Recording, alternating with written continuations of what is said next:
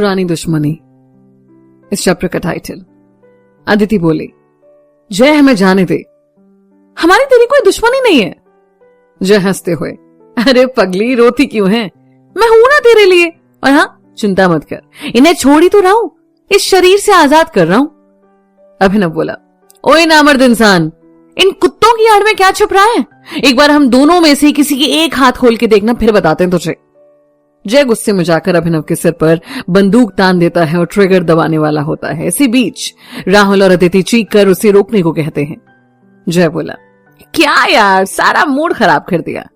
राहुल, तेरी दुश्मनी मुझसे है ना, तू इन्हें जाने दे। जय, एक काम करो, दोनों आपस में डिसाइड कर लो किसे पहले मरना है, तब तक मैं यहीं पर बैठ जाता हूं। और उनके सामने बैठ जाता है। अभिनव और राहुल एक दूसरे की तरफ देखने लगते हैं और दोनों की ही आंखों में बेबसी दिख रही थी और ऐसा लग रहा था कि दोनों की ही मौत नजदीक है। इसी बीच घाट पर कुछ लोग बंदूक ताने आ जाते हैं और ताबड़तोड़ फायरिंग करने लग जाते हैं। मौका देखकर ये तीनों भी वहीं आसपास छिप जाते हैं। जय बोला, ये कौन लोग है बे?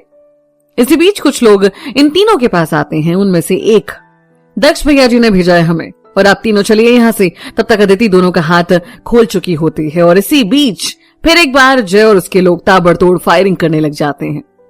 जवाब में दक्ष के भेजे हुए आदमी भी फायरिंग करते हैं, जिनमें से दोनों ही तरफ के कुछ लोगों को गोली लगती है, पर दक्ष के भेजे हुए आदमी इन पर हावी होने लगते हैं और धीरे धीरे उसके लगभग सभी आदमी भाग जाते हैं। जय वहां पास में छिपा अपनी हार देखकर तिल मिला रहा था। राहुल, लग रहा है सभी यहां से जा चुके हैं। अभिनव, हाँ, और तीनों थोड़ी देर वहीं पास में छिपे आसमान का मुआयने करते हैं, पर उन्हें कोई भी नजर नहीं आता। राहुल बोला, चलें? और ये तीनों दक्ष के भेजे हुए आदमियों के साथ घाट से बाहर आने लगते हैं। चारों तरफ खून ही खून था और अदिति को यह सब देखकर उसका सपना याद आने लगता है। तीनों लगभग घाट की सभी सीढ़ियां चढ़ चुके थे और बाहर जाने वाले थे कि इसी बीच जय अपनी जगह से बाहर निकलता है। जय मन में बोला, तुम दोनों की जान इस अदिति में छुपी है ना, और जब ये मेरी नहीं हुई तो तुम्हारी भी नहीं होगी। जय जोर से बंदूक इनकी तरफ ताने आवाज देता है, और ये रहा बनारस का तोहफा तुम सबके लिए, और ताबड़तोड़ गोली चला देता है। इससे पहले किसी की कुछ समझ में आता, अभिनव अदिति के सामने आ जाता है और दोनों गोलियां उसे जाकर लग जाती हैं। कोई संभल कर कुछ करता उससे पहले ही जय गंगा नदी में कूद जाता है। अभिनव धीरे धीरे जमीन पर गिरने लगता है। राहुल उसे संभालता है। अभी ये तूने क्या किया? और जोर से चीखता है। वहीं अदिति बिल्कुल खामोश हो जाती है, बस उसकी आंखों से आंसू बहने लगते हैं। दक्ष के भेजे हुए आदमी तुरंत संभलते हैं और फिर तीनों को गाड़ी में बिठाकर तेजी से हॉस्पिटल की तरफ गाड़ी मोड़ लेते हैं। उधर राघोपुर में रोहित नींद में ही चीखते हुए उठता है। प्रिया तुरंत उठकर लाइट जलाती है। क्या हुआ रोहित, कोई बुरा सपना देखा क्या? रोहित, जिसका पूरा शरीर पसीने से गीला था, उसके तो जैसे समझ ही नहीं आ रहा था कि क्या हुआ, और उसके चेहरे पर डर की लकीरें खिंच जाती हैं। प्रिया रोहित को कंधे से हिलाती हुई बोली, क्या हुआ रोहित, क्या देख लिया ऐसा? रोहित, नहीं कुछ नहीं कुछ नहीं। प्रिया उसे पानी देती है और शांत होने को कहती है।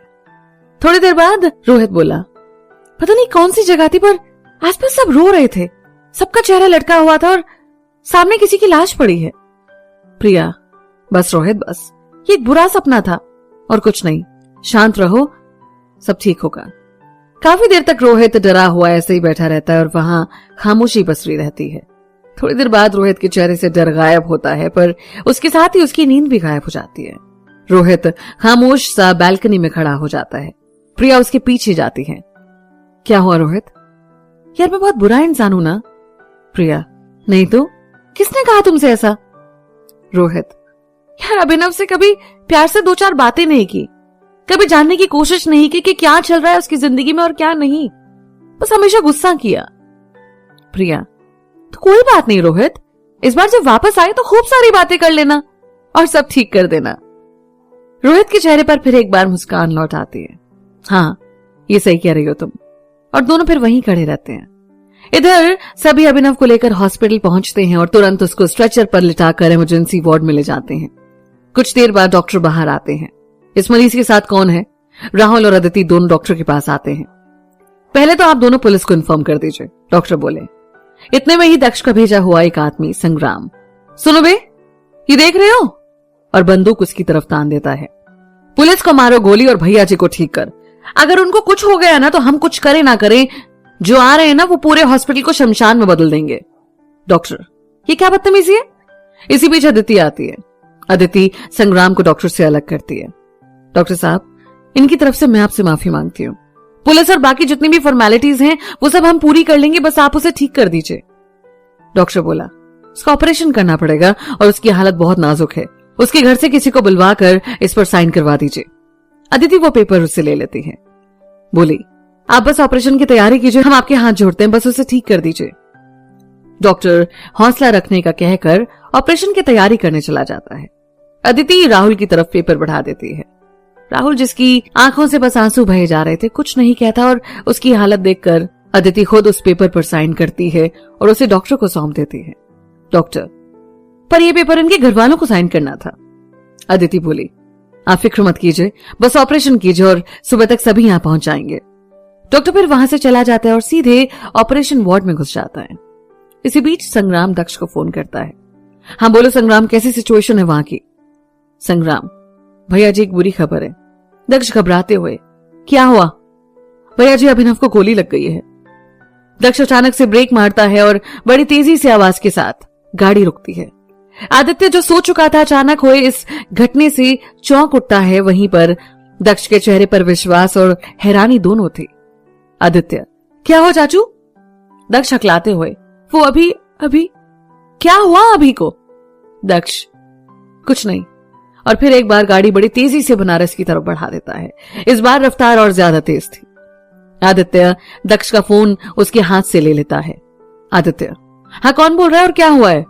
संग्राम, वो अभिनव भैया जी को गोली लग गई है। आदित्य चौंक जाता है और दक्ष की आंखों से तो बस आंसू बहे जा रहे थे। आदित्य, सुनो, वहां के सबसे अच्छे हॉस्पिटल में उसे ले जाइए आप, और हाँ, उसे कुछ नहीं होना चाहिए। हम जितनी जल्दी हो सकता है पहुंचने की कोशिश कर रहे हैं। पूरी गाड़ी में सन्नाटा पसरा हुआ था और दक्ष का ध्यान सिर्फ और सिर्फ रोड पर था। ऐसा लग रहा था कि आज वो उड़कर बस कैसे भी जल्दी से बनारस पहुंचना चाहता था। वहीं आदित्य भी काफी दुखी था और उसकी भी आंखों से आंसू बह रहे थे। इसी बीच कई बार राघोपुर से फोन आता है, पर दोनों में से किसी में हिम्मत नहीं थी कि फोन उठाकर किसी से बात करे, तो बस फोन साइड में रख देते हैं। उधर बनारस में राहुल और अदिति बस हाथ जोड़े आंखों में आंसू लिए भगवान से प्रार्थना कर रहे थे कि अभी को कुछ ना हो। वहीं संग्राम के अलावा दक्ष के भेजे हुए सभी आदमी बाबा विश्वनाथ के मंदिर में पूजा करने और अभिनव को ठीक करने की मन्नत मांगने चले गए थे। पुलिस के आने पर संग्राम उन्हें हैंडल कर लेता है और उन्हें बाद में आने की कहता है, और उसकी वजह से पुलिस वहां से बिना किसी से कोई सवाल किए चली जाती है। तकरीबन 2 घंटे बाद डॉक्टर ऑपरेशन थिएटर से बाहर आते हैं। उनके चेहरे से मुस्कान गायब थी। अदिति और राहुल दोनों डर जाते हैं और दोनों डॉक्टर के पास जाते हैं। क्या हुआ डॉक्टर साहब? डॉक्टर, देखिए हमने गोली तो निकाल दी है, पर अभी कुछ कह नहीं सकते हैं। राहुल रोते हुए लड़खड़ाती जुबान से, क्या मतलब कुछ नहीं कह सकते? डॉक्टर, देखिए खून काफी बह चुका है और एक गोली तो कंधे के पास से छूकर निकल गई, पर दूसरी सीने में लगी है और खून भी काफी बह चुका है। बाकी देखिए अगले 24 घंटे बहुत क्रिटिकल हैं उसके लिए। अगर ये वक्त बीत गया तो वो खतरे से बाहर हो जाएगा। राहुल, ऐसे कैसे नहीं बीतेगा? उसे ठीक होना होगा, मुझे छोड़कर जा ही नहीं सकता वो। और रोते हुए राहुल वहीं जमीन पर गिर पड़ता है।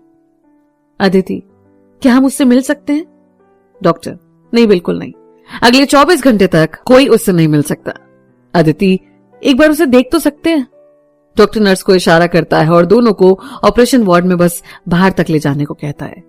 दोनों फिर वहां से ऑपरेशन वार्ड की खिड़की के पास जाते हैं, जहां से उन्हें अभिनव बेजान सा मशीनों के बीच पड़ा दिखता है।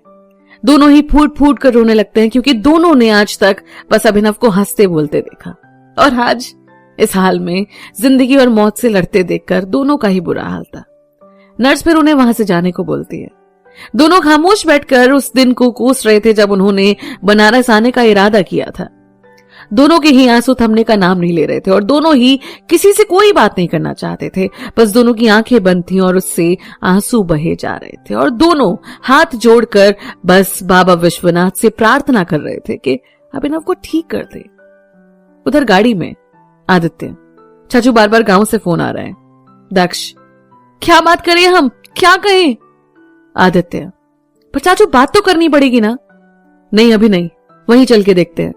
और दोनों ही खामोश हो जाते हैं। उधर राघोपुर में वीर मन में, क्या बात है, कोई फोन नहीं उठा रहा। सबके चेहरे पर सिर्फ और सिर्फ परेशानी थी। राजीव, आराम से रह, इतनी चिंता मत कर, हो सकता है गाड़ी में हो इस वजह से। वीर, कैसी बात कर रहा है? एक गाड़ी चला रहा होगा तो दूसरा तो साथ ही बैठा होगा ना। पता नहीं क्या हुआ है, हमें दक्ष की बात माननी ही नहीं चाहिए थी। राजीव बोला, शांत रहे, सुबह तक इंतजार करते हैं और फिर देखते हैं कि क्या करना है। वीर बस सिर हिला देता है और सभी प्रार्थना करने लगते हैं कि बस सब ठीक हो। बनारस में सनाए के घर पर सतनाम सिंह परेशान इधर उधर घूम रहा है। सतनाम, कहां चला गया ये जय? फोन भी नहीं लग रहा, और उसके साथ जो गए थे उनका भी कोई अता पता नहीं है। उधर वो परेशान इधर उधर चक्कर लगाता रहता है। इसी बीच उसका एक आदमी आकर उसे सारी बातें बताता है और वो लगभग बेहोश होते होते बचता है। सतनाम बोला, जय कहां पर है? तो उस पर वो आदमी कहता है कि उसका कुछ अता पता नहीं है। इसी बीच एक औरत आकर सतनाम सिंह से कहती है कि सनाए की विदाई का वक्त हो गया है। सतनाम सिंह उसे डांट कर भगा देता है और वो वहां से चली जाती है। सतनाम, कुछ भी हो जाए जय को कुछ नहीं होना चाहिए। वो आदमी हाँ में सर हिलाकर वहां से चला जाता है। सतनाम सिंह बस परेशान सा इधर उधर घूमने लगता है। वहीं पर सनाए की शादी हो चुकी थी और वो ऋचा के हाथ में एक पेपर पकड़ाकर बिना आंखों में आंसू लिए गाड़ी में बैठ जाती है।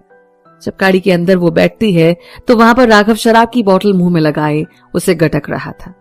सनाया आकर बैठ जाती है और उसके चेहरे पर ना कोई गम था और ना कोई खुशी, और गाड़ी वहां से निकल पड़ती है।